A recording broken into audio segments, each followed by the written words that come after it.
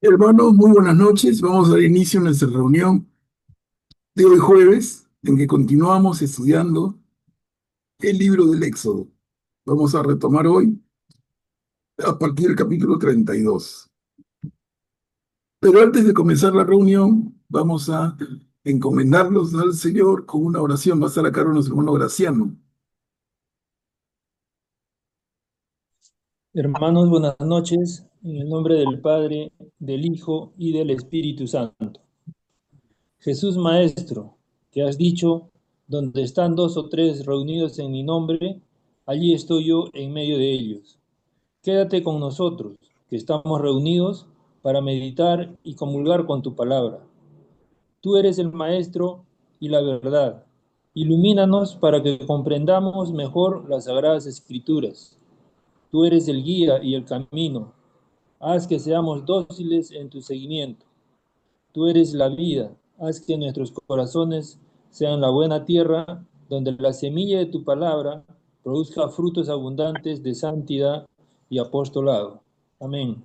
En el nombre del Amén. Padre, del Hijo y del Espíritu Santo. Gracias, Graciano. Entonces, hermanos, retomamos nuestra lectura meditada y comentada del libro del Éxodo. Empezamos acá hoy día. Capítulo 32, versículos del 1 al 6. El ternero de oro.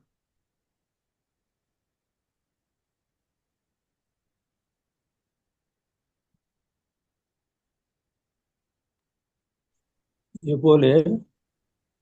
Adelante. Gracias. El ternero de oro. Cuando el pueblo vio que Moisés demoraba en bajar de la montaña, se congregó alrededor de Aarón y le dijo: Fabrícanos un Dios que vaya al frente de nosotros, porque no sabemos qué le ha pasado a Moisés, ese hombre que nos hizo salir de Egipto. Aarón le respondió: Quiten a sus mujeres, a sus hijos y a sus hijas las argollas de oro que llevan prendidas a sus orejas, y tráiganlas aquí. Entonces todos se quitaron sus aros y se los entregaron a Aarón. Él recibió el oro, lo trabajó con el cincel e hizo un ternero de metal fundido. Ellos dijeron entonces: Este es tu Dios, Israel, el que te hizo salir de Egipto. Al ver esto, Aarón erigió un altar delante de la estatua y anunció en alta voz: Mañana habrá fiesta en honor del Señor. Y a la mañana siguiente, bien temprano, ofrecieron holocaustos y sacrificios de comunión. Luego el pueblo se sentó a comer y a beber, y después se levantó para divertirse. Bien, Graciano, gracias. Miren, nos habla de un ternero de oro o también un becerro de oro, que quizás no suene más familiar, pero es la misma escena, ¿no? El becerro de oro.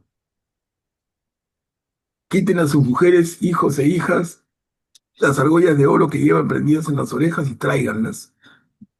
Le llevaron todo eso y Aarón trabajó con el cincel, hizo un ternero, un becerro de metal fundido. ¿Qué es esto? A ver, hermanos, ¿qué es esto a las claras? Una traición, falta de fe. Claro. ¿Por qué? Porque están haciendo un ídolo. Justo lo que el Señor les está pidiendo. No hagan ídolos. Y han hecho un becerro de oro, un ídolo. Y a ese becerro le rinden culto, le hacen una fiesta en honor, holocausto, sacrificio de comunión. Adelante, Graciano.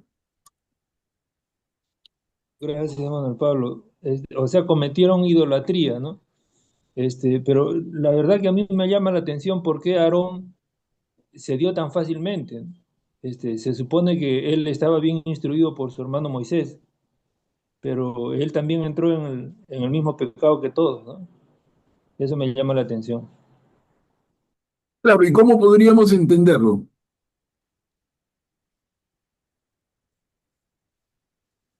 Porque no es que tampoco la Biblia nos cuente mucho detalle. Fue fácil, fue difícil para Aarón tomar esa decisión. No nos dice mucho. Lo que nos dice es que Moisés demoraba en bajar de la montaña.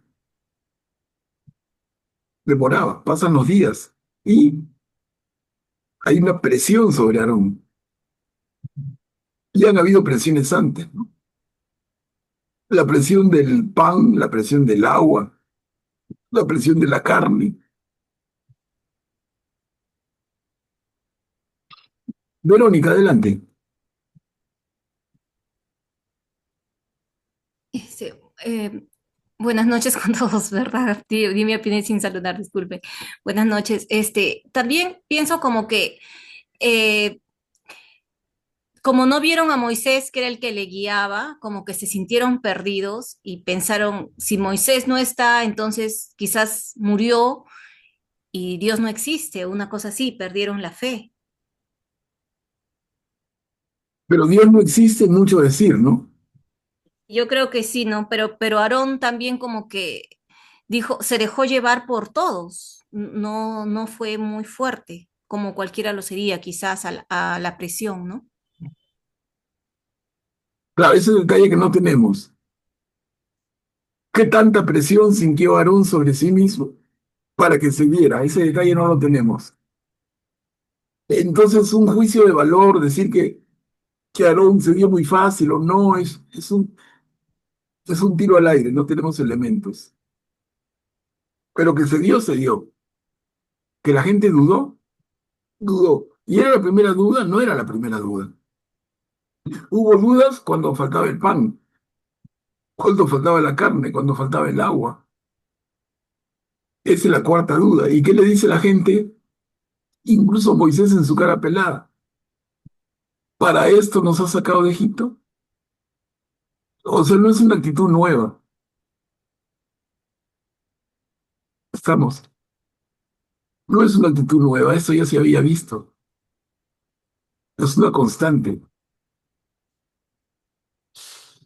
Ahora nos sorprende qué tanto de nosotros hay en esto. ¿Somos así nosotros o somos diferentes? Graciano, adelante.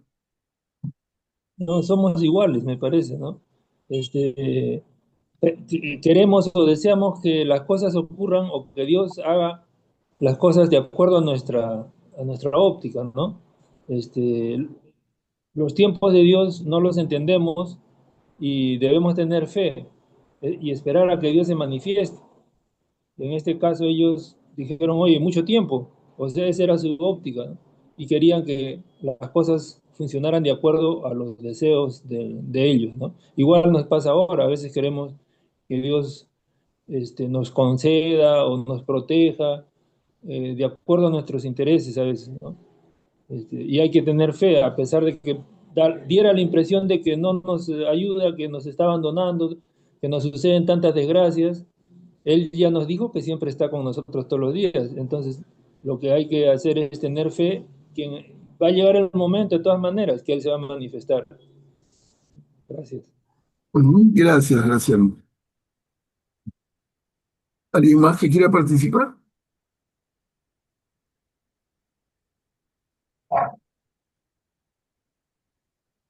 Buenas noches. Adelante. Sí, Emiliano Calderón de Tacna, disculpe que he llegado tarde. Encuentro en este pasaje, en esta cita bíblica, que, claro, en ausencia de Moisés, lo que estamos encontrando ahí, hambre de fe, porque necesitan un guía. Ellos están buscando a, a un Dios. Eso es lo que yo encuentro, que sí necesitan un buen guía, ¿no? Y por eso que ellos hicieron ese ídolo.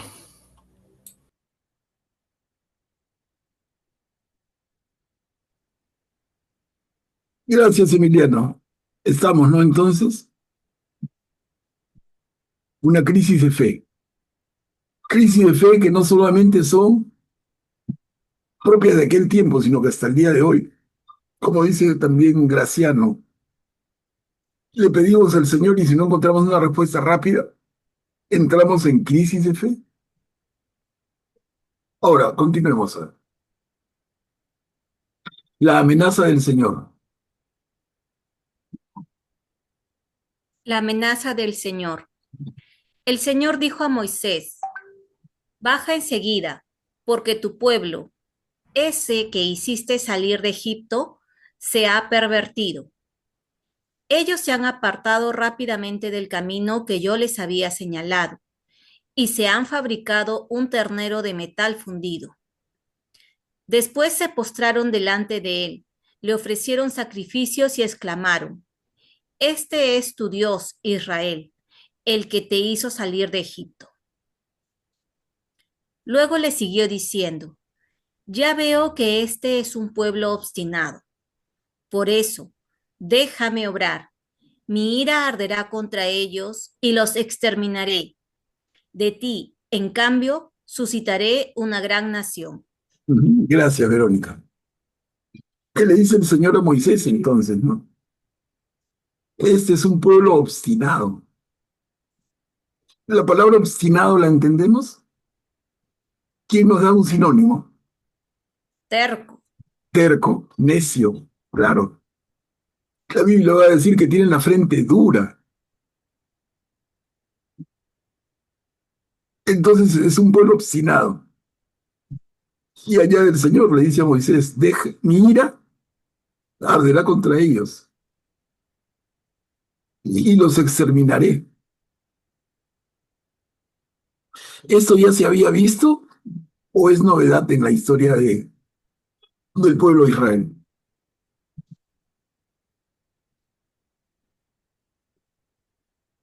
Esto de que el Señor se moleste, mi ira arderá contra ellos, los exterminaré. Graciano. Sodoma y Gomorra, ¿no? El Señor también manifestó su ira y los destruyó. Ya, ese es un momento. Sodoma y Gomorra. Otro momento. Puede ser cuando se quedaron dormidos, cuando el Señor dijo, estén despiertos. Eso es mucho después, no antes. No, yo le pregunto cosas antes, pues no después. No, lo que tú dices, Mary, es correcto, pero son montones de siglos después, 30 siglos después. Con Noé. Igual con Adán y Eva, ¿no? Con el pecado original cuando se molestó. Claro, entonces, Noé, Adán y Eva, somos duros de frente, obstinados, tercos, necios. Desde el comienzo y cómo Dios, o sea, siempre se enoja, se ve acá en el Génesis, que se enoja y siempre como que busca a nosotros mismos para cambiar, porque como con Abraham también se molesta y dice: voy a terminar todo en Sodoma y Gomorra, y después Abraham le ruega, ¿no? Aunque sea 5, si hay, sálvalos. Claro, no, 5 salvos, no, más todavía. Si hubieran 5 justos en Sodoma, no destruiré la ciudad. Imagina, más que eso es. Pero sí, efectivamente, ya el tema no es nuevo. Y solamente yo quería que todos estén moscas en el sentido de que esto no es novedad. Cuando Dios le dice a Moisés: mi ira arderá contra ellos y los exterminaré. Ahora, realmente hay personas que les gusta leer al pie de la letra y no es así. Es que realmente el Señor va a exterminar por esta razón. ¿Dónde está su perdón infinito? ¿O es que el autor inspirado pone en boca del Señor palabras que no son suyas o que no se refieren a una interpretación como lo que le damos, a una interpretación literal? El Señor se molestó, el Señor arde en ira. ¿No son reacciones más humanas? ¿No está el Señor por encima de estas reacciones humanas? Augusto, adelante. Claro, digamos, la descripción, eh, antropo- ¿cómo sería?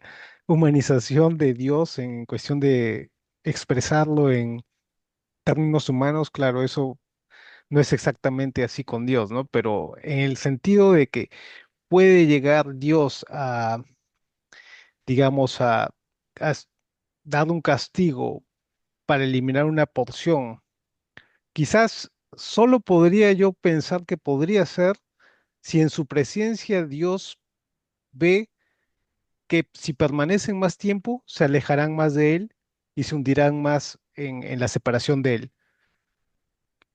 Es decir, por misericordia, llevarlos en el momento en el que ya llegan a un punto de no retorno, ¿no?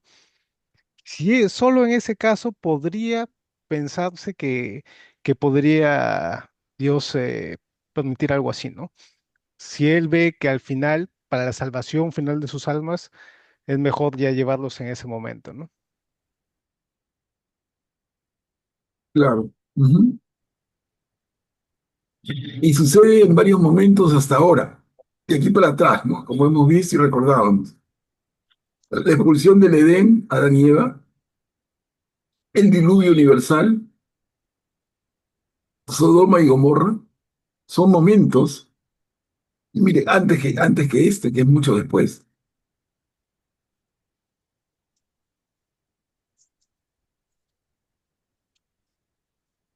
Bueno, Moisés recibe esta decisión del Señor. ¿Y qué sucede? Veamos. Moisés intercede. Y esa es la perícopa que tenemos a continuación.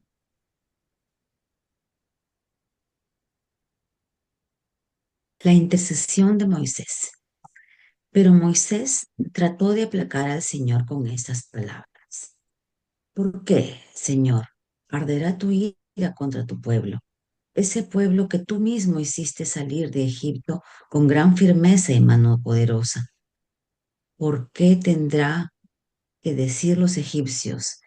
Él los sacó con la perversa intención de hacerlos morir en las montañas y exterminarlos de la superficie de la tierra. Deja de lado tu indignación y arrepiéntete del mal que quieres infligir a tu pueblo. Acuérdate de Abraham, de Isaac y de Jacob, tus servidores, a quienes juraste por ti mismo diciendo, yo multiplicaré su descendencia como las estrellas del cielo y les daré toda esta tierra de la que hablé, para que la tengan siempre como herencia. Y el Señor se arrepintió del mal con que había amenazado a su pueblo. Ah, gracias, Beatriz. ¿Y cómo termina, no? Y el Señor se arrepintió del mal con que había amenazado a su pueblo. Como decía Augusto hace un momento, le ponen características humanas a Dios. Dios se llena de ira, habla lo primero que le viene a la boca. Luego, Moisés lo hace pensar y el Señor se arrepiente del mal que había deseado, ¿no? Entonces es una mirada que no necesariamente refleja el 100% de la realidad. Es la forma en que el autor inspirado en ese tiempo, hace 3000 años o más, mira a Dios y se enfrenta a Dios y lo interpreta de esta manera. El Señor se llena de ira, el Señor amenaza, el Señor se arrepiente de la amenaza y retracta. El Señor es Donald Trump, ¿quién es el Señor, no? Pone aranceles y los quita al día siguiente. Bueno, no se ha quitado de la guerra y ahí va a salir con el rabo quemado, pero vamos, ¿no? ¿A qué Señor nos pintan? Un Señor que se llena de cólera, que habla, después se arrepiente, retrocede, recién piensa porque Moisés le dijo. Y eso lo habíamos visto también con Abraham, ¿no? La intercesión de Abraham, como recordaron ustedes, con Sodoma y Gomorra.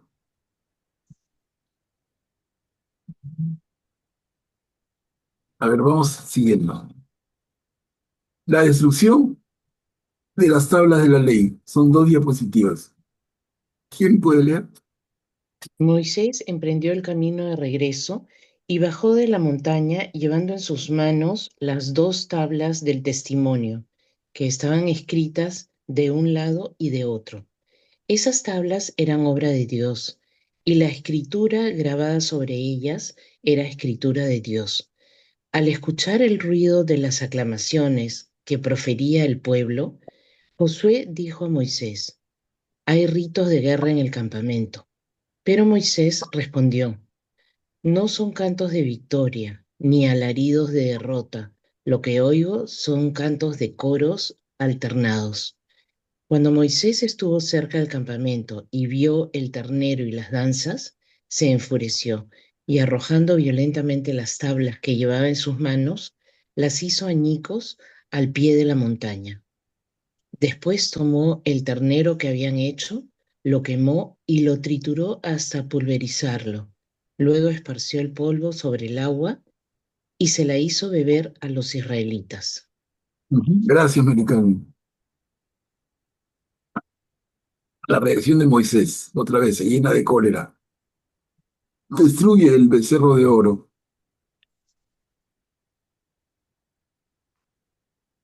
Y en la cólera tira las piedras, las tablas de la ley que estaban en piedra, y se hacen añicos.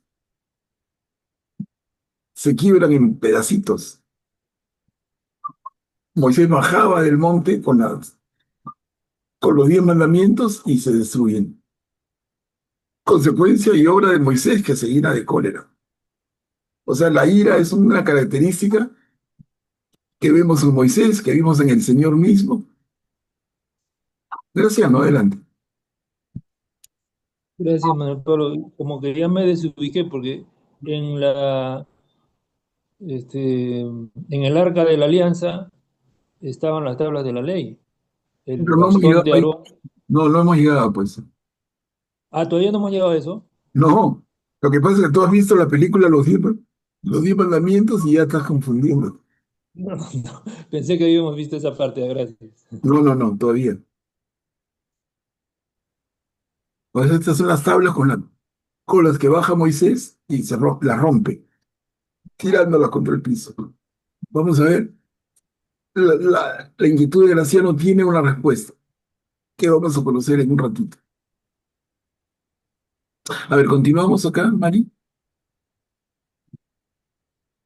Moisés dijo a Aarón: «¿Qué te ha hecho este pueblo para que lo indujeras a cometer un pecado tan grave?».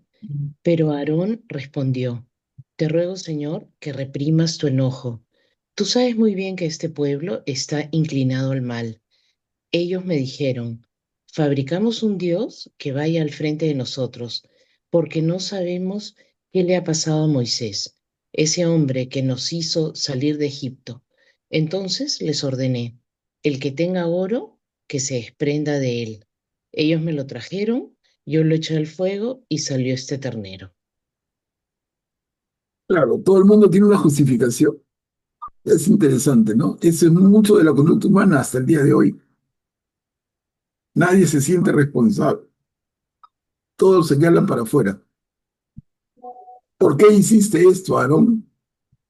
Porque ellos me presionaron. Nadie asume la responsabilidad directamente.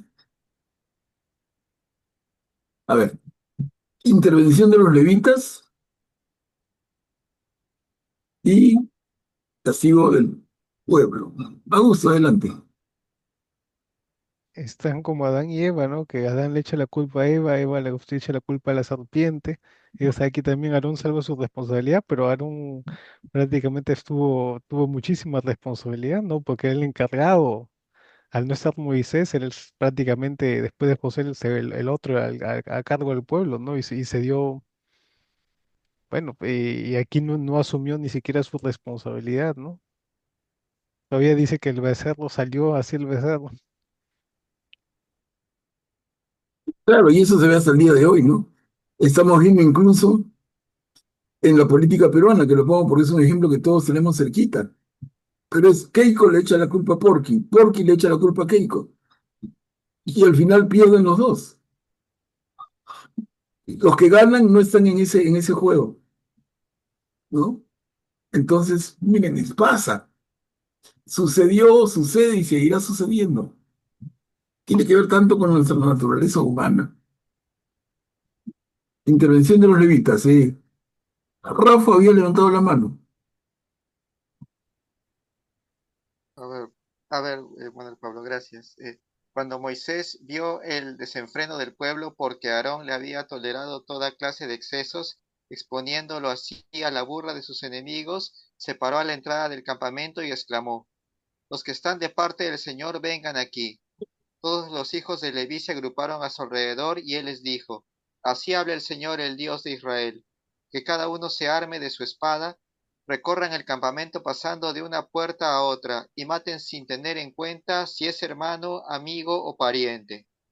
Los levitas cumplieron la orden de Moisés, y aquel día cayeron unas 3000 personas del pueblo. Entonces Moisés dijo: Reciban hoy la investidura sacerdotal del parte del Señor, uno a costa de su hijo, otro a costa de su hermano, y que él les dé hoy una bendición. Gracias, Rafa. Sí, cántalo.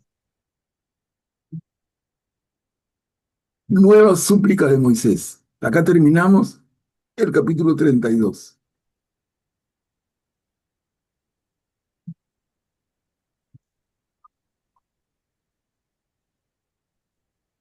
Yo leo.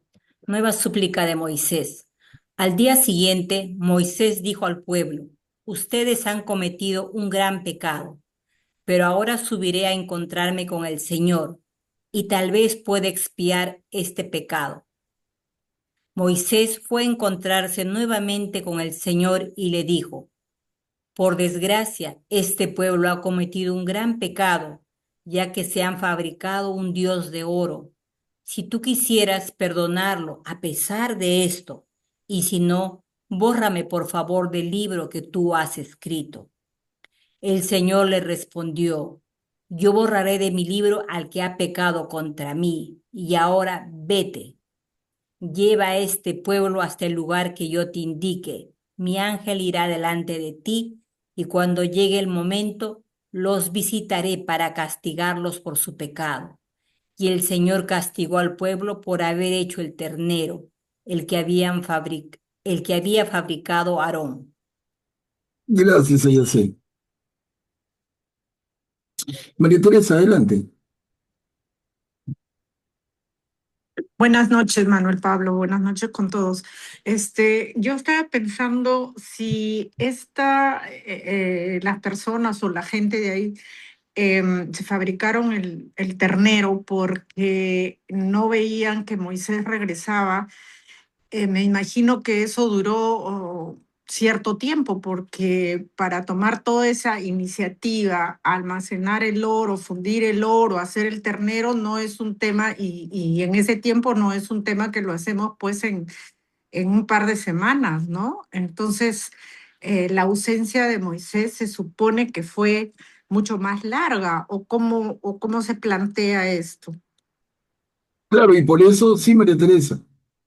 Y por eso es que el pueblo le pide a Moisés, oye, a Aarón, hoy no sabemos nada de Moisés. ¿Cómo sería la presión? Como les comentaba yo hace un ratito a la intervención anterior de esto, no hay mucho más detalle en la Biblia, pero tiene que haberlo habido. Si no, tan fácil, Aarón se confunde, deja que hagan lo que quieran, ni hablar, ¿no? O sea, mucho de lo que dices tiene sentido, total sentido. Ok, gracias. Sí, Graciano. Sí, Manuel Pablo, gracias. Pero hace un momento Moisés intercedió por el pueblo, ¿no? Le dijo a Dios que se arrepienta de la ira que él tenía y que los iba a exterminar. Pero él mismo ordena a los levitas y mataron a 3000. Entonces como que Moisés también cambió de opinión, de repente vio la magnitud del pecado. este, y también decidió castigarlos, ¿no? A su manera, o sea, matándolos, ¿no? Sí, pero el primer exterminio, el exterminio que nos dice la lectura que Moisés evita, es la extinción de todos. Ojo, es como que iba a ser borrón y cuenta nueva. El efecto de otro diluvio. Ese es el pueblo que he liberado y si se portan así, los exterminaré. Pero finalmente no los extermina. Extermina a una pequeña parte de lo que nos dice el relato. Augusto, El tiempo que Moisés estuvo esos 40 días que estuvo en la montaña, este es el mismo periodo que se habló antes, la clase pasada de los 40 días, es este el tiempo que permaneció ahí, por lo tanto supongo que si es que fue ese mismo momento, 40 días, ya después de 40 días se desesperaría la gente, ¿no? claro, son los mismos 40 días. Efectivamente, ¿no? Efectivamente.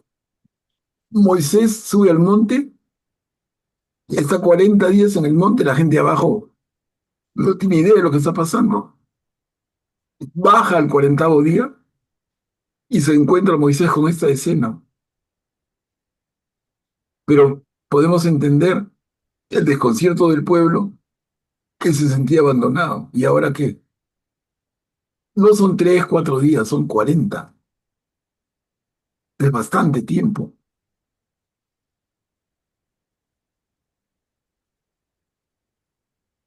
A ver, continuamos.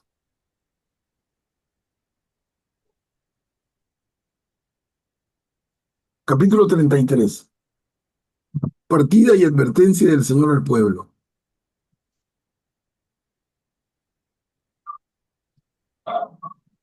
El Señor dijo a Moisés, vete de aquí, tú y el pueblo que hiciste salir de Egipto, y sube al país que yo prometí con un juramento a Abraham, a Isaac y a Jacob, cuando les aseguré que daría esa tierra a sus descendientes.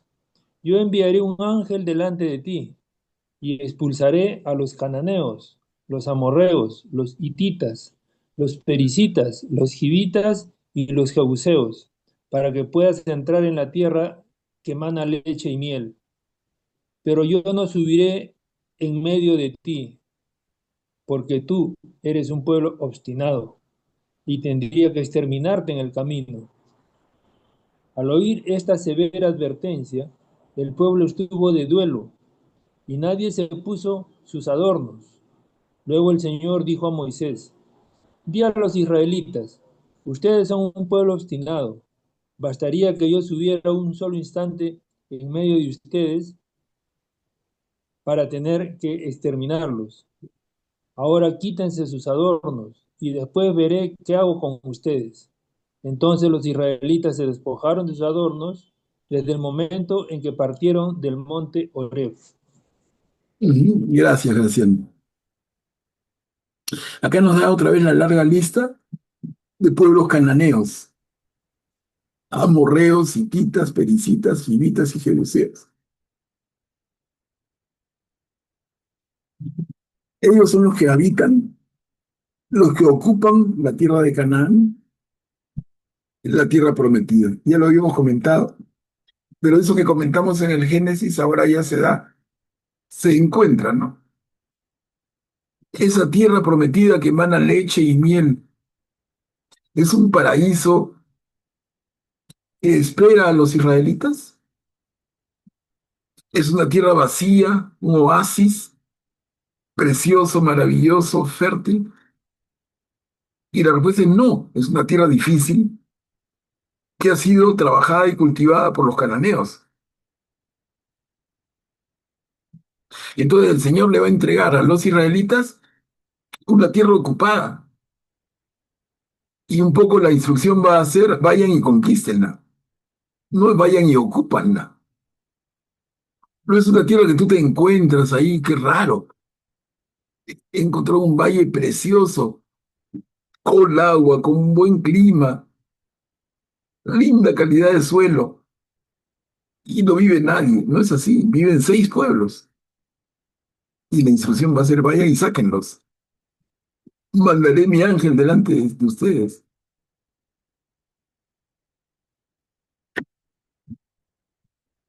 Entonces, la tierra de los cananeos, ¿no? La tierra de los descendientes de Cam, ¿se acuerdan? Cam, hijo de Noé, el de la afrenta. Acá entonces se da la mano lo que adelantamos en el libro de Génesis, ya en el libro del Éxodo. Augusto, adelante. ¿Será por esto que muchos dirigentes actuales de Israel justifican su invasión a distintas áreas cercanas y ese futuro proyecto del Gran Israel? Porque, digamos, aquí ellos creen, como Dios en el pasado les dijo conquisten esta tierra ocupada, ahora lo verán también, entonces está ocupada, no importa, porque tenemos, si antes nos dijo Dios que la conquistáramos, entonces hay que reconquistarla ahora, ¿no? Entonces ahí se justifican, ¿no? Vi- Tratan de buscar, digamos, una justificación, ¿no? En base a esto, supongo. Y también, y en Estados Unidos también hay varias personas del lado evangélico que están justificando los ataques a Irán y en Medio Oriente justo con una perspectiva de rapto, de tratando de, dicen que va a venir Cristo, o sea, hasta las tropas las están, los generales están promoviendo internamente, o sea, teorías, bueno, ¿no? De ciertos grupos evangélicos que para justificar, ¿no? Estos actos, ¿no? Sí, pues definitivamente, como dices, como nos dice Augusto, esto se presta a los argumentos que tú quieras desarrollar. Pero hasta ahí tenemos. ¿Qué más podemos sacarle? O sea, ahí está el tema.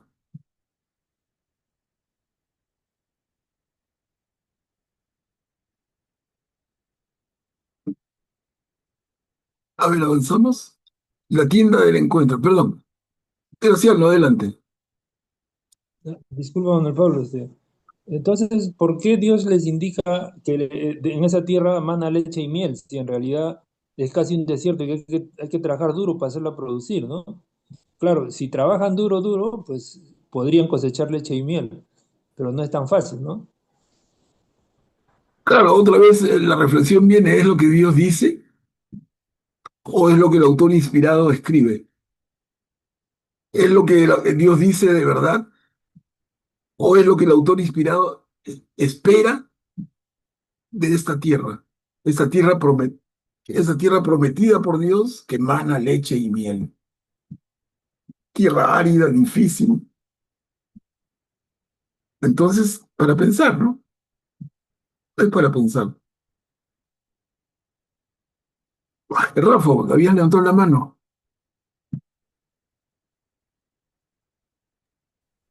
Bueno, a ver, para hacer una pregunta al respecto, es el monte Oreb, ¿tiene alguna relación con el monte Sinaí? Es el mismo, De acuerdo. sí, es el mismo. Sí lo habíamos mencionado antes, creo, si no, ya lo dejamos claro ahora. Monte Oreb igual monte Sinaí. Son dos nombres del mismo monte. Bueno, hay una disquisición ahí más fina, en el sentido de que el Oreb es el monte y Sinaí es una región más grande que contiene al monte, en fin. Algunos van a hablar de la península de Sinaí, pero ya es entrar en detallitos, ¿no? Pero para nuestros fines es lo mismo. María Teresa, adelante.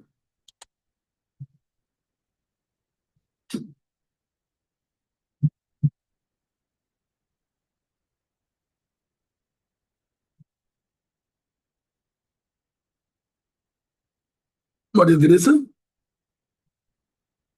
si no, continuamos a ver. La tienda del encuentro. La tienda del encuentro es lo mismo que decir la carpa del encuentro, lo mismo que decir la morada, ¿no? Tiene varios nombres. A ver, Rafa. Moisés tomó la carpa, la instaló fuera del campamento a una cierta distancia y la llamó tienda del encuentro. Así, todo el que tenía que consultar al Señor debía dirigirse a la tienda del encuentro que estaba fuera del campamento. Siempre que Moisés se dirigía hacia la tienda, todo el pueblo se levantaba, se apostaba a la entrada de su propia carpa y seguía con la mirada a Moisés hasta que él entraba en ella.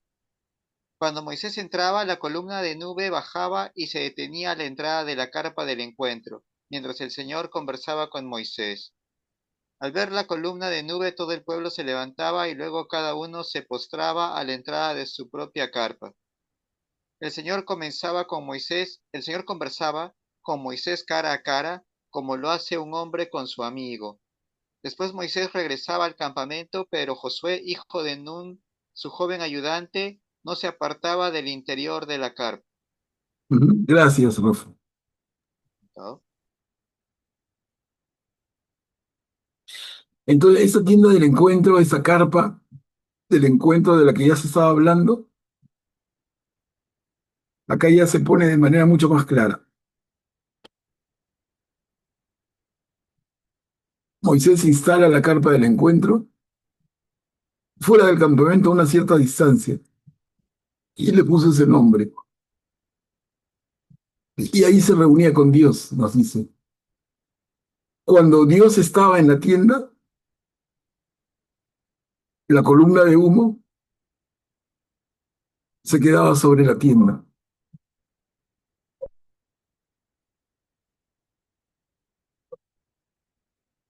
Y es una señal de que Dios estaba conversando con Moisés. O sea, si la columna de nube se posaba sobre la tienda del encuentro, es que Dios había bajado ahí. Y el pueblo leía esa señal. Ese detalle es bien interesante, porque ya lo hemos visto antes y lo vamos a volver a ver. ¿Se acuerdan que lo hemos visto antes? ¿Quién tiene buena memoria? A ver. Cuando vimos una columna de nube que caminaba con el pueblo.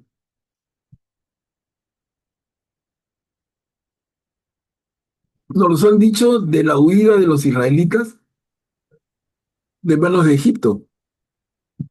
Cuando los egipcios los persiguen, ¿qué los guía a través del desierto? Una nube. Y cuando los van a agarrar, antes de que el Mar Rojo se abra en dos, la nube sirve a los israelitas porque retrocede y le quita la visión a los egipcios, dándole tiempo de que los israelitas avancen.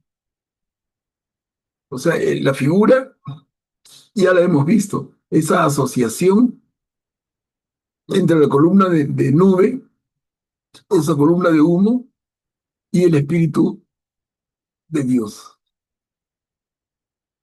Podemos tranquilamente y sin temor a equivocarnos hacer una relación directísima entre esa columna de nube y el Espíritu Santo.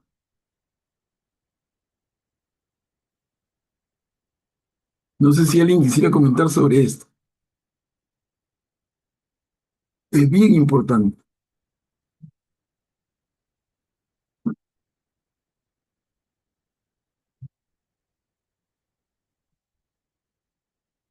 Esto lo vamos a seguir viendo. Por eso me detengo. Si fue una vez que se menciona, no pasa nada. Pero realmente lo vamos a seguir viendo a lo largo del Antiguo Testamento, cuando la columna de nube, la columna de humo baja, incluso va a bajar sobre el templo de Jerusalén, siglos después. Y es la presencia de Dios. Y hay una vez más que aparece esto claricisísimo, y es con la concepción de la Virgen María. Cuando María, después de recibir la visita del ángel y ella da su sí, el famoso fiat, sí de María, luego entonces el Espíritu de Dios desciende sobre ella como una nube, se posa sobre ella y María queda embarazada. Rafa, adelante. Sí, gracias, Manuel Pablo. ¿Es posible también hablar de la nube que por alguna razón también es muy importante, también se haya mostrado la nube en la transfiguración de Jesús? Claro, absolutamente sí, tienes razón. Absolutamente sí. También en el bautismo, ¿Perdón, Guillermo? también en el bautismo de Jesús, te aparece una nube en el cielo y una voz que dice, este es mi hijo, ¿no? Ya, correcto, correcto. Y ya ven, entonces tenemos la presencia del Espíritu de Dios, del Espíritu Santo, a través de La esta nube. representación de la nube. Así es. Y acá la tenemos, ¿no? En el tercer pequeño parrafito, y al ver la nube, al ver la columna de nube, todo el pueblo se levantaba. Y luego cada uno se postraba a la entrada de su propia carpa, de su propia tienda.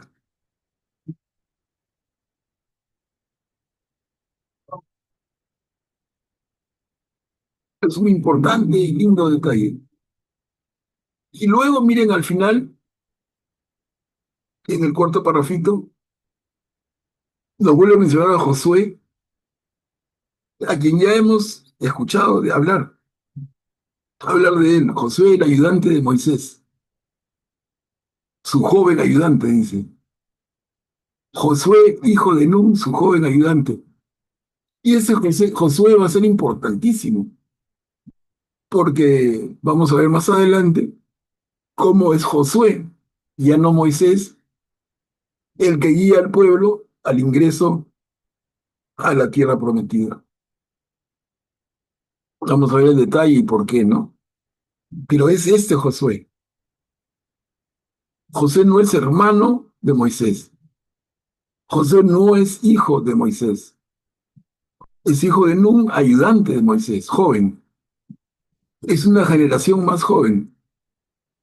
Cuando Dios le va a decir a Moisés, tú y tu generación morirán antes de ver la tierra prometida, la generación que sigue es la que va a entrar a la tierra prometida y es dirigida por Josué.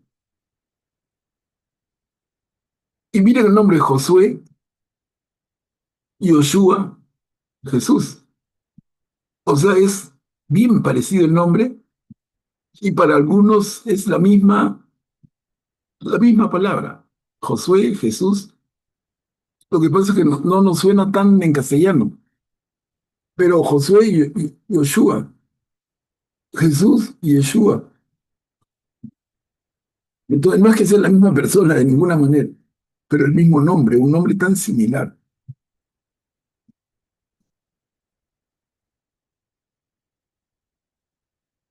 A ver, avanzamos. La oración de Moisés.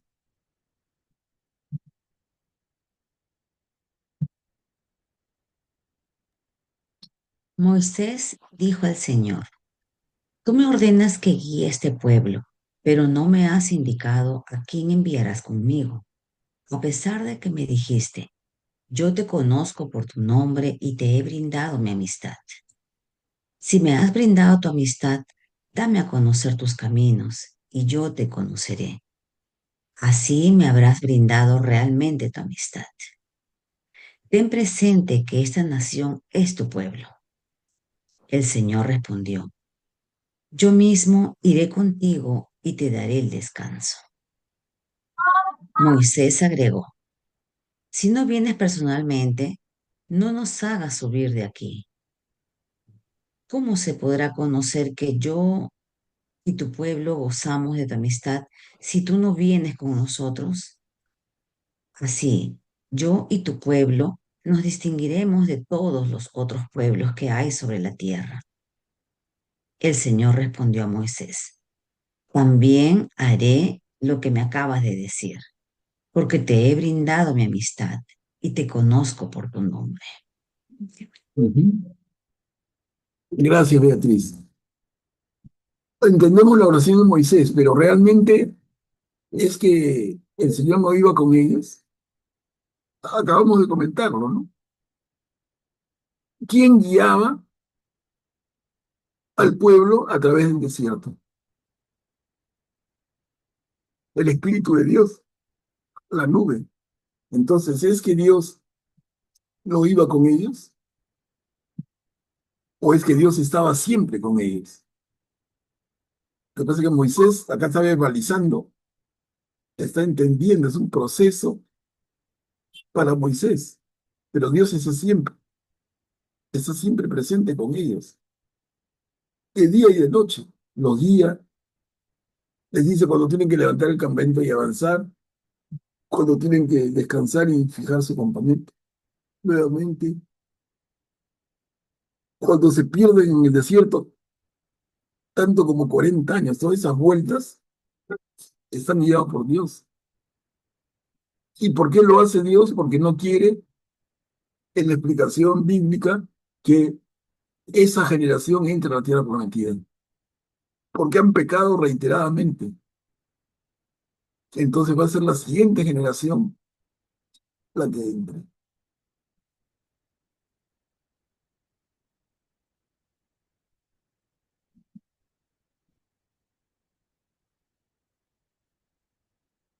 La gloria del Señor. Acá terminamos el capítulo 33.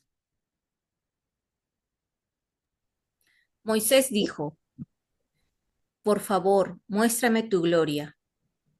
El Señor le respondió, yo haré pasar junto a ti toda mi bondad y pronunciaré delante de ti el nombre del Señor, porque yo concedo mi favor a quien quiero concederlo y me compadezco de quien quiero compadecerme. Pero tú no puedes ver mi rostro, añadió, porque ningún hombre puede verme y seguir viviendo. Luego el Señor le dijo, aquí a mi lado tienes un lugar. Tú estarás de pie sobre la roca, y cuando pase mi gloria, yo te pondré en la hendidura de la roca y te cubriré con mi mano hasta que haya pasado. Después retiraré mi mano y tú verás mis espaldas, pero nadie puede ver mi rostro. Gracias, Verónica. Miren, acá sí quedaba duda, porque en algún momento hemos leído, Moisés conversaba con Dios. ¿Es que le miraba al rostro? No, nunca podía mirarme. Cuando el Señor le dice acá, cuando yo pase frente a ti, te cubriré con mi mano los ojos hasta que haya pasado. Después retiraré mi mano y verás mis espaldas. Por eso decimos, ya les he comentado antes, pero hay una frase muy bonita que dice, el hombre ve el rastro de Dios, pero nunca su rostro. Nunca podemos mirar el rostro de Dios sin su rastro, sus espaldas, su rastro. Entonces la presencia de Dios para nosotros no implica nunca mirarle la cara. Capítulo 33 del libro del Éxodo. ¿Cómo va quedando tan fuerte esto? El nombre de Dios no se puede pronunciar y el rostro de Dios nadie lo ve. Nadie lo ve y sigue vivo. Adelante, Rafa. Sí, por lo mismo, volviendo a lo de la transfiguración de la nube, cuando vieron la nube, Simón Pedro y de Juan y Santiago se llenaron de miedo y se agacharon la cabeza, creo, cuando salió la nube y la voz que salía de la nube. Claro, claro, es que ellos como buenos judíos tienen esos principios claricisísimos. Nadie puede ver el rostro de Dios y seguir vivo. Así es.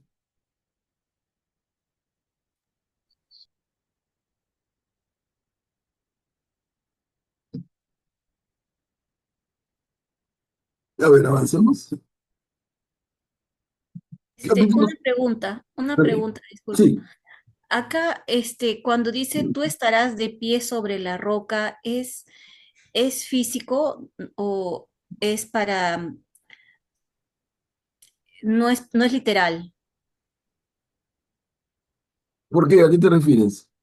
O sea, él le dice, tú estarás de pie sobre la roca y cuando pase mi gloria yo te pondré en la hendidura de la roca. Él lo dice literal como está escrito, a eso se refiere que hay una roca en el lugar donde están, de donde están conversando con el Señor, o que tiene un significado eso. No, No, no. pero no, literal nunca es, pues.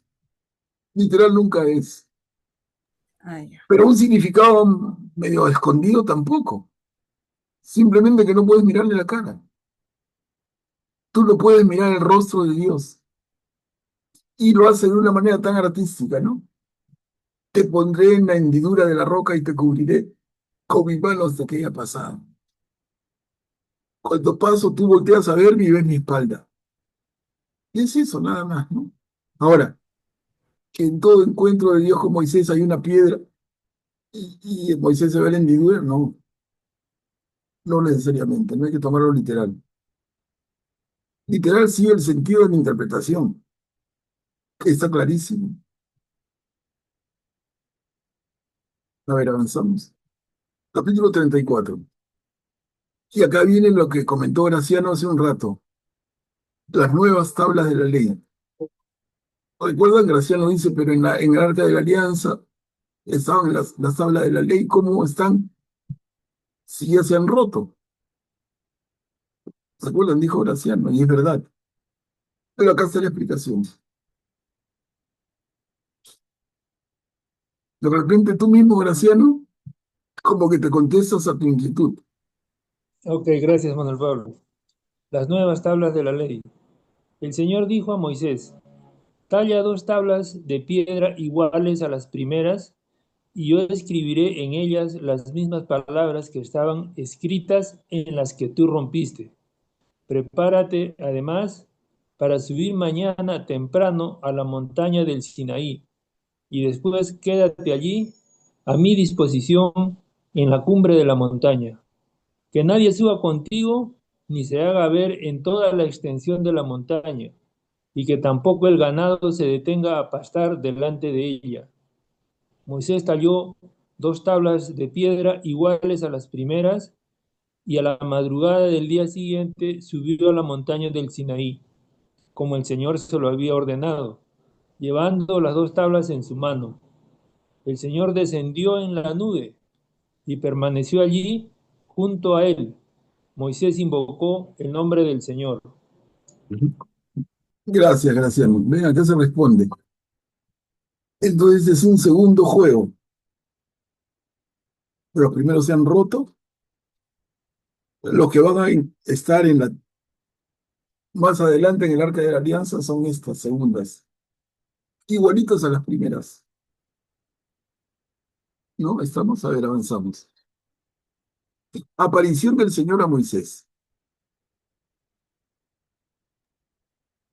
El Señor pasó delante de él y exclamó, el Señor es un Dios compasivo y bondadoso, lento para enojarse y pródigo en amor y fidelidad. Él mantiene su amor a lo largo de 1000 generaciones y perdona la culpa, la rebeldía y el pecado. Sin embargo, no los deja impunes, sino que castiga la culpa de los padres en los hijos y en los nietos, hasta la tercera y cuarta generación. Moisés cayó de rodillas y se postró diciendo, si realmente me has brindado tu amistad, dígnate, Señor, ir en medio de nosotros. Es verdad que este es un pueblo obstinado, pero perdona nuestra culpa y nuestro pecado, y conviértenos en tu herencia. Gracias, Mary. ¿Qué les parece, hermano, las palabras del Señor?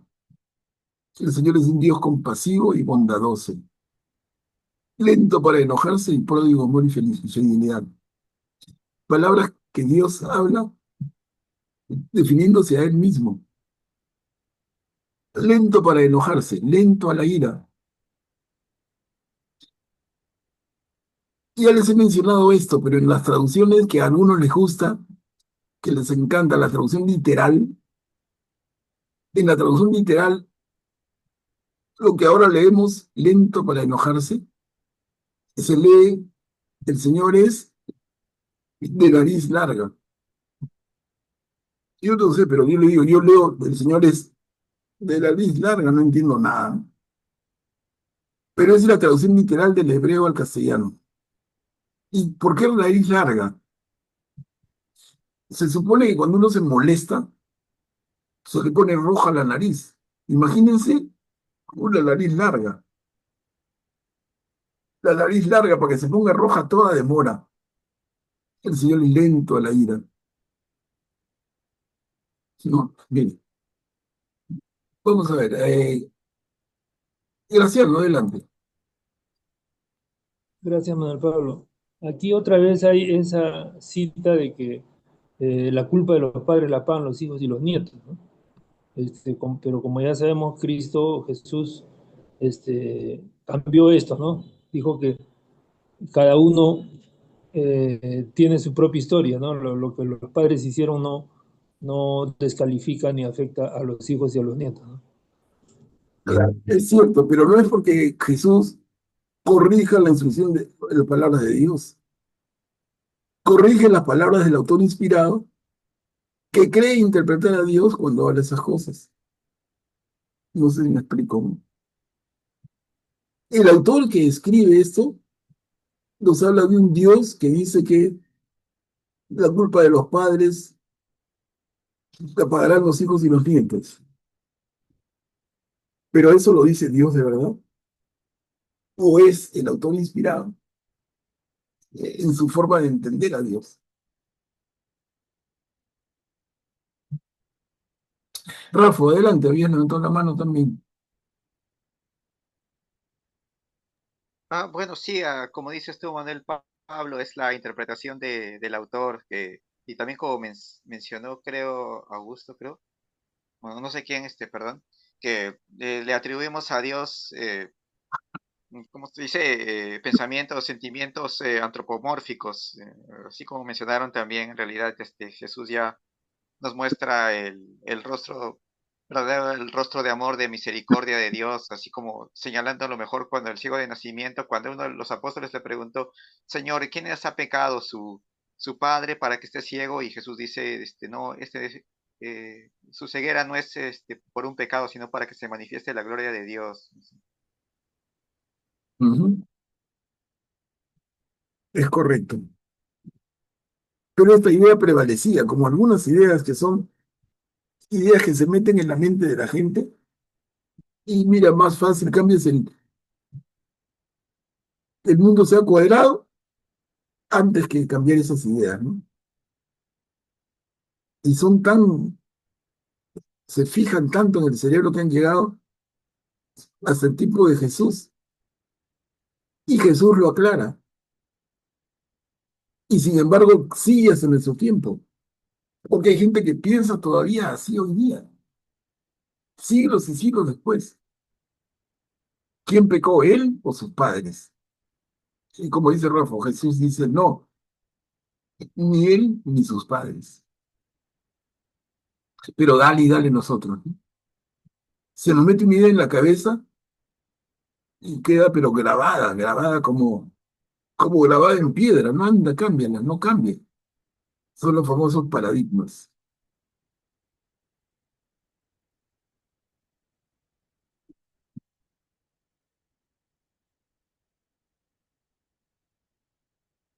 Renovación de la alianza.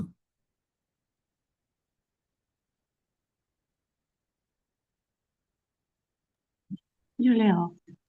El Señor le respondió, yo voy a establecer una alianza a la vista de todo el pueblo. Realizaré maravillas como nunca se ha hecho en ningún país ni en ninguna nación. El pueblo está contigo, verá la obra del Señor, porque yo haré cosas tremendas por medio de ti. Observa bien lo que te mando. Yo expulsaré de tu presencia a los amorreos, los cananeos, los hititas, los pericitas, los givitas y los jebuseos. No hagan ningún pacto con los habitantes del país donde vas a entrar, porque ellos serían una trampa para ti. Antes bien, derriben sus altares, destruyan sus piedras y conmemorativas y talen sus postes sagrados. Gracias, Mary. ¿Cómo entender esto? Miren, es bien importante. El Señor le respondió, yo voy a establecer una alianza. Es que no hay una alianza ya. ¿Quién me ayuda con esto? Ya hay una alianza. Esta va a ser una nueva alianza. ¿Cómo entender esto? Graciano. No son renovaciones de la alianza primera que estableció Dios con Adán y Eva. Exacto, exacto, Graciano. No sé si todos concuerdan, si todos lo tienen claro. Entonces, no es una nueva alianza. Cuando acá dice, el Señor le responde, voy a establecer una alianza. Realmente es una renovación. Es una renovación de la alianza. A mí me gusta entenderlo con un ejemplo que me parece clarito de comprender. Cuando nosotros nos casamos, el matrimonio es una alianza. Y tanto que los anillos del matrimonio son también llamados alianzas. Entonces el matrimonio celebra su primer año y le pedimos al sacerdote que oficie una misa por nosotros, que queremos hacer una renovación de votos, una renovación de la alianza. Y al segundo año, y al quinto año, y al 10º año, y así sucesivamente. Yo el año pasado cumplí 50 años de mi alianza con mi esposa, y la renovamos. Y esa renovación por los 50 años, en nuestra cultura le llamamos bodas de oro.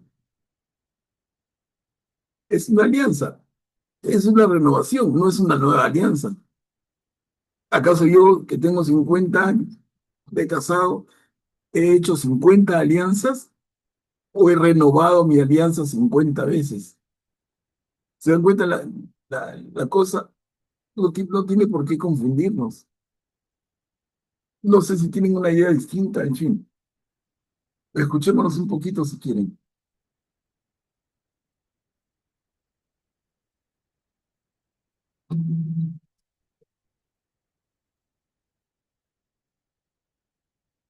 Entonces, hasta aquí, ¿qué alianzas estamos viendo? La alianza que hace Dios con Adán y Eva. ¿Cuál es más? Hasta aquí.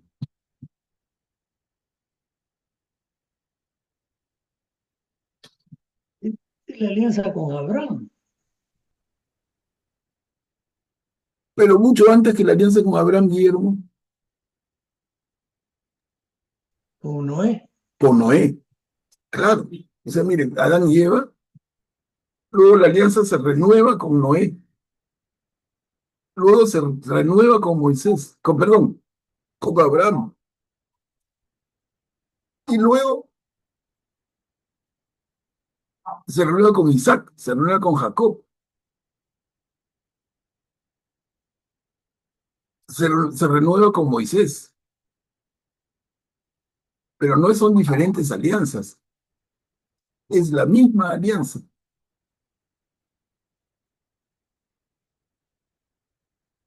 No sé si lo entienden así o lo entienden de otra manera.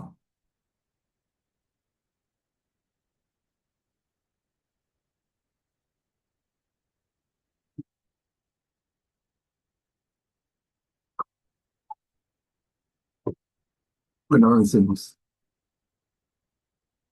Las prescripciones de la alianza. ¿Quién puede leer?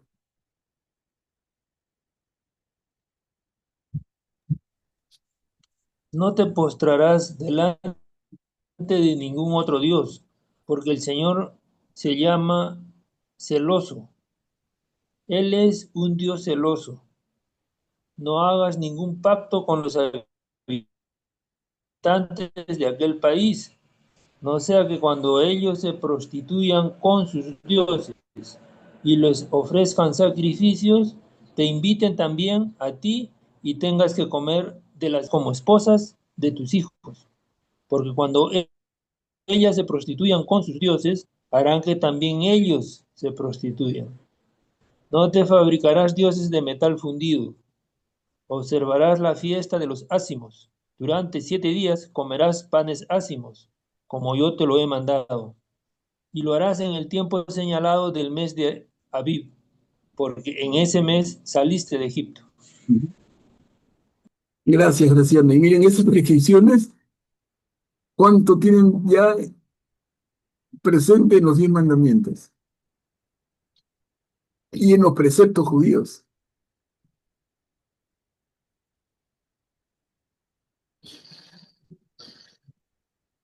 Más prescripciones, son 2 diapositivas. Rafa, Todos los primogénitos me pertenecen, los primogénitos de tu ganado mayor y menor. Si son machos, serán para mí. Al primogénito del asno, en cambio, lo rescatarás como un cordero, y si no lo rescatas, deberás desnucarlo. También rescatarás a todos los primogénitos entre tus hijos, y nadie se presentará delante de mí con las manos vacías. Durante 6 días trabajarás, pero el séptimo día deberás descansar, incluso en tiempo de siembra y de cosecha. Celebrarás también la fiesta de las semanas, la de los primeros frutos de la cosecha del trigo y además la fiesta de la recolección al término del año. 3 veces al año todos los varones se presentarán delante del Señor, el Dios de Israel, porque yo voy a desposeer a las naciones delante de ti y ensancharé tus fronteras, y cuando subas a presentarte ante el Señor tu Dios 3 veces al año, nadie codiciará tu territorio.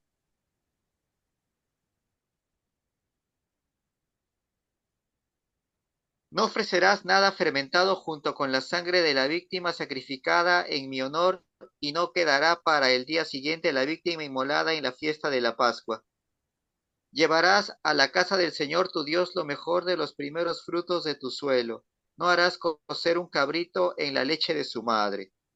Después el Señor dijo a Moisés: consigna por escrito estas palabras, porque ellas son las cláusulas de la alianza que yo hago contigo y con Israel. Moisés estuvo allí con el Señor 40 días y 40 noches sin comer ni beber, y escribió sobre las tablas las palabras de la alianza, es decir, los 10 mandamientos. Gracias, Rafa.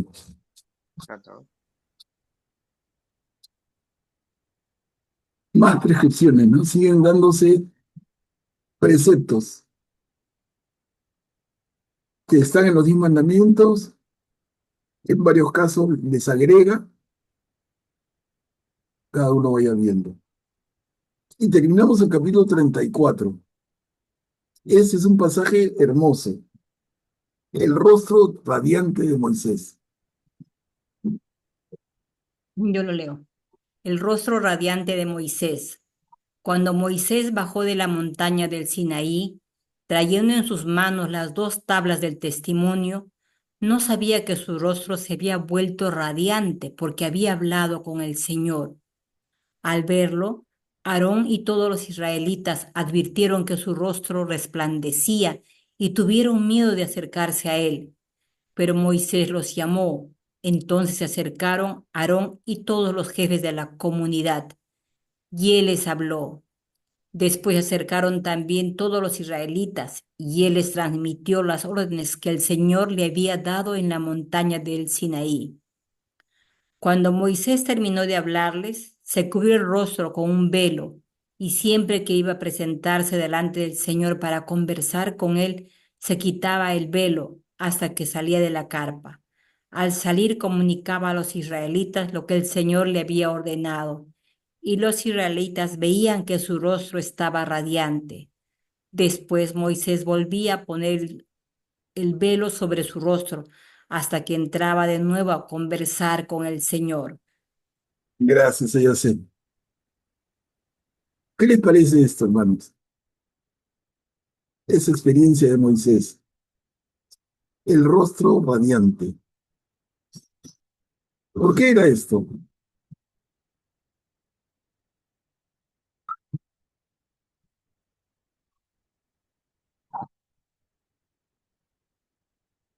Sí, Graciano. Supongo que Dios eh, ocasionaba ese brillo como una demostración de lo que ya había dicho más antes, ¿no? Que él iba a hacer maravillas a través de Moisés para que el pueblo lo viera. Creo que lo hemos leído en unas diapositivas anteriores.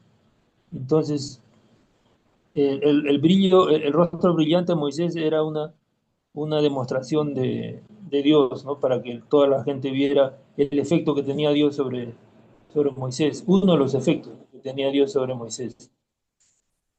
A ver, gracias, Graciano. A ver, Graciano nos dice que Dios produce esto como un efecto demostrativo para que los demás vean, ¿no? La presencia de Dios a través del rostro radiante de Moisés. ¿Están todos en esa posición? ¿O puede verse esto de otra manera?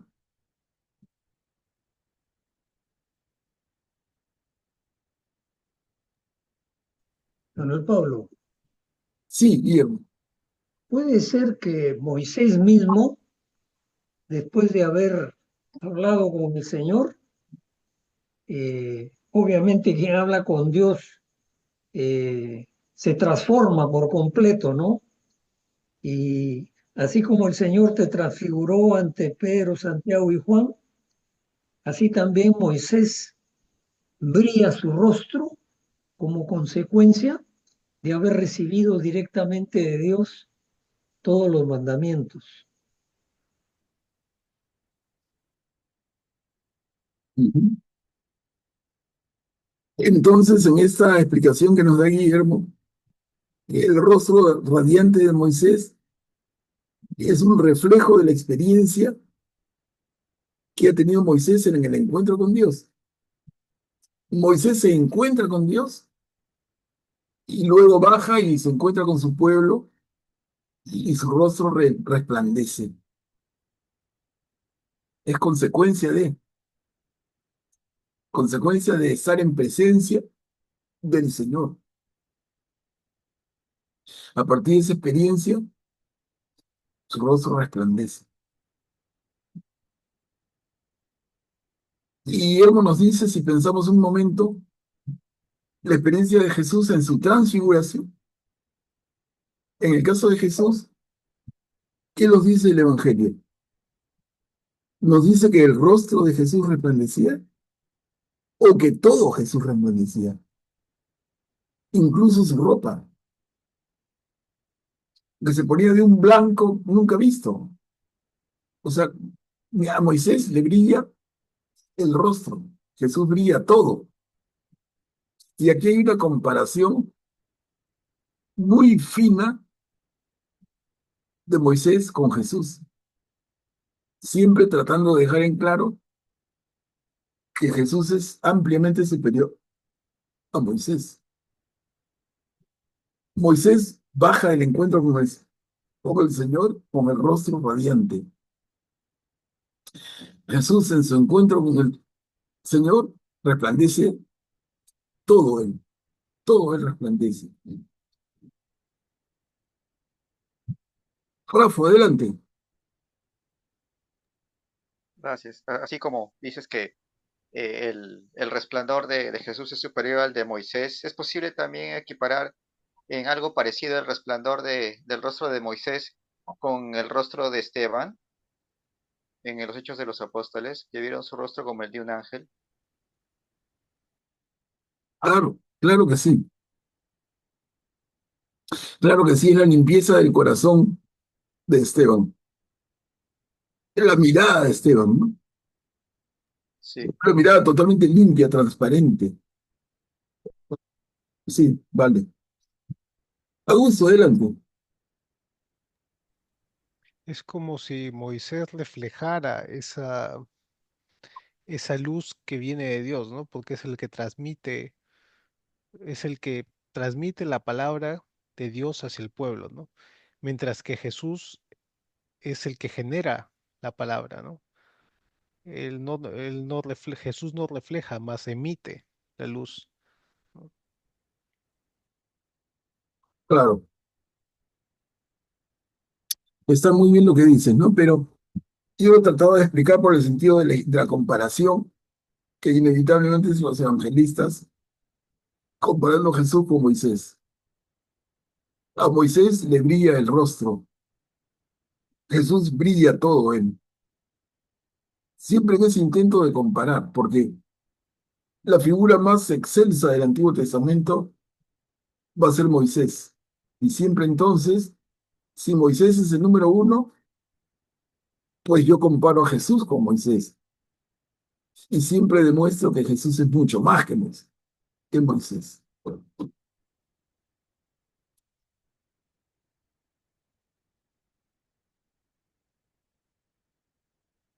¿Alguien más, hermanos? Si no, quedamos aquí, miren, capítulo 34 terminado, para comenzar la próxima, el capítulo 35. Hemos hecho hoy día los capítulos 32, 33 y 34.